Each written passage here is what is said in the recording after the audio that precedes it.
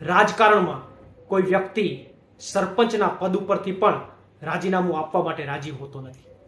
અને એમાં પણ ભાજપના નેતાઓ તો રાજીનામાની વાત તો બાજુમાં રહે, પરંતુ પોતાની સીટ બચાવવા માટે ખરીદ વેચાણ સંઘો ચાલુ કરે, પોતાની સત્તા બચાવવા માટે અન્ય પાર્ટીના ચૂંટાયેલા નેતાઓને કરોડોમાં ખરીદી કરી અને લોકશાહીનું હનન કરે, નિમ્ન કક્ષાના પ્રયત્નો કરે, એમના આપણે બધા સાક્ષી છીએ.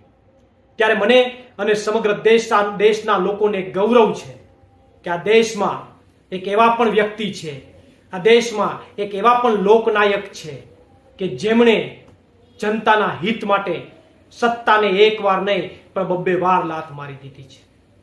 દિલ્હીના મુખ્યમંત્રી અરવિંદ કેજરીવાલજીએ મુખ્યમંત્રી જેવા મોટા પદ ઉપરથી એક વાર નહીં પણ બબ્બે વાર રાજીનામું આપી દીધું છે.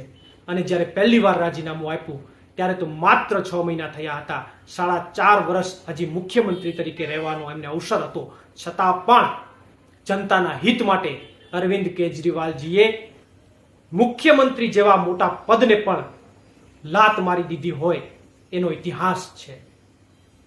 અને ત્યારે સમગ્ર દેશના લોકોમાં એક વિશ્વાસ પેદા થયો છે કે અરવિંદ કેજરીવાલજી આ દેશની રાજનીતિમાં સત્તા માટે નથી આવ્યા.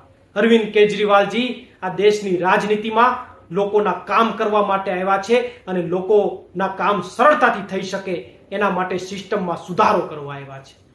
અને ત્યારે હું ભાજપના નેતાઓને પણ કહું છું કે તમારામાં જો તાકાત હોય અરવિંદ કેજરીવાલજીની જેમ, તો એકવાર સીટનો ત્યાગ કરીને બતાવો, એકવાર સત્તાનો ત્યાગ કરીને બતાવો.